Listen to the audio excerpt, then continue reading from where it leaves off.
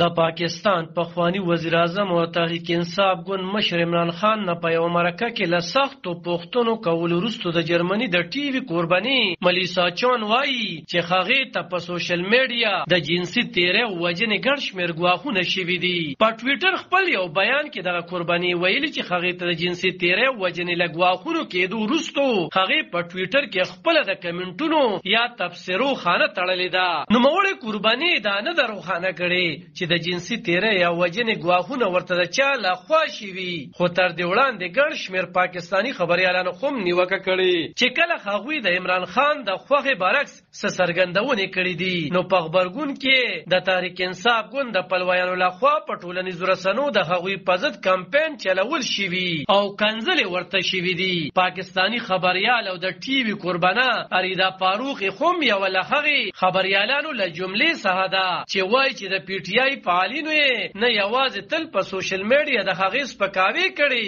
بلکې په خپلو جلسو لاریونونو کې د هغې د سپکاوي پلیکارډونه پورته کړي او هغې ته یې ګواښونه کړي دي. په 28 اکتوبر خبریال اریدا فاروق د عمران خان د ګوند په یو لاریون کې د دغه ګوند د یو فعال لخوا د اریدا فاروق په اړه د لیکل شوي یو اعتراضیه چاټ عکس په ټویټر شریک کړی او ورته یې لیکلي چې دا د پي ټي آی د ځوانانو تربیت دی. هغې لیکلي چې یو وارې بیا لانګ مارچ کې فاش بینرونه راغوښتل شوي. هغې د عمران خان نه په خپل دغه ټویټ کې پوښتنه کړې چې آیا د ښځو عزت داسې کېږي؟ خو د کاشف خیاط په نوم د پي ټي آی یو فعال بیا د اریدا فاروق دغه ټویټ ته جواب کې لیکلي وو چې تا سره خو همداسې پکار دي ځکه چې ته د صحافت په ترڅ کې په مستقل ډول د یو سیاسي ګوند ایجنډا پر مخ وړې او چې د خپلې پیشې سره بددیانتي کوي نو د کنځلو مستحقه به جوړېږي. د جرمني انکرې ملیسا چان تیر ورځ په خپل یو مرکه کې د عمران خان نه پوښتنه کړې وه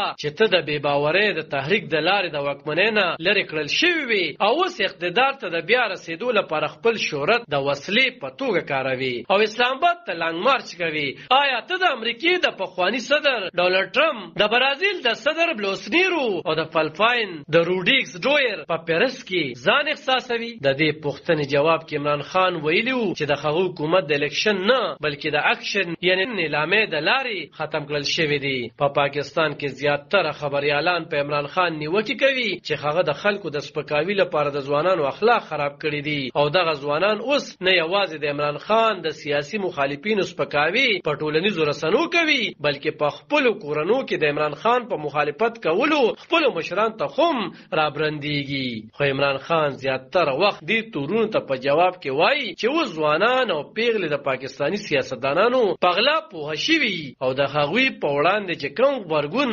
ښایي دا د دغو سیاستدانانو د غلو نتیجه ده. علب خان شیرپو، دلبر نیوز، 400 د پاکستان.